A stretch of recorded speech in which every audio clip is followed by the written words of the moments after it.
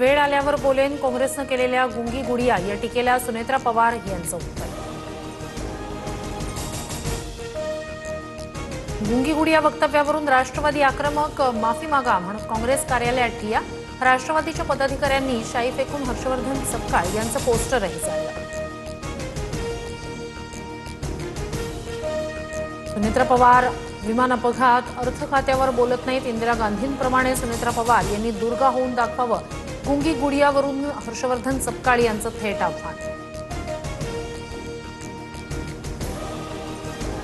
काँग्रेसनं गुंगी गुडियाबाबतची पोस्ट त्वरित मागे घेऊन सुनेत्रा पवारांची जाहीर माफी मागावी.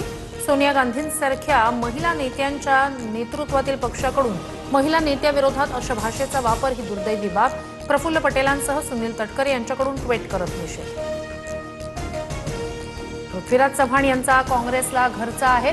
गुंगी गुडियाबाबत केलेल्या पोस्टशी माझा संबंध नाही. सुनेत्रा पवारांबद्दल बोलताना पातळी सोडून बोलणं योग्य नाही, पृथ्वीराज चव्हाण यांनी काँग्रेस नेत्यांना सुनावलं.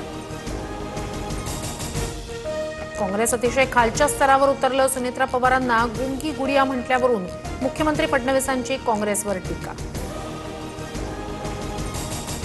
काँग्रेस खऱ्या अर्थानं मतिभ्रष्ट झाली आहे. एका भगिनीचा अपमान करणं निंदनीय. काँग्रेसनं जनाची नाही मनाची तरी लाज बाळगावी. उपमुख्यमंत्री एकनाथ शिंदे यांचा हल्लाबोल. धनंजय मुंडे बीडचे हुकुमशहा आहेत का? सुनेत्रा पवार अजून किती दिवस गुंगी गुडिया बनून राहणार? बीडमधील पत्रकार परिषदेतील व्हिडिओ पोस्ट करत काँग्रेसची टीका.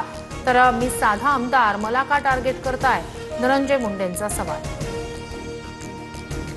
श्रीकांत शिंदेंसह शिवसेना खासदारांकडून अमित शहांची भेट.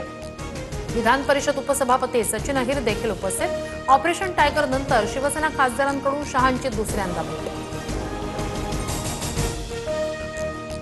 चंडीपुरा विषाणूचं गुजरातमध्ये थैमान. मेंदूला सूज येऊन 22 चिमुरड्यांचा दुर्दैवी मृत्यू. सँडफ्लायमुळे प्रसाराची धास्ती.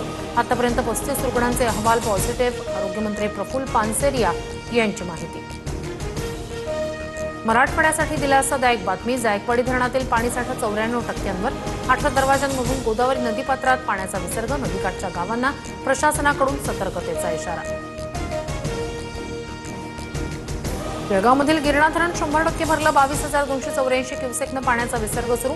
जिल्ह्यातील 175 गावांचा पिण्याचा पाण्याचा आणि सिंचनाचा प्रश्न मिटला.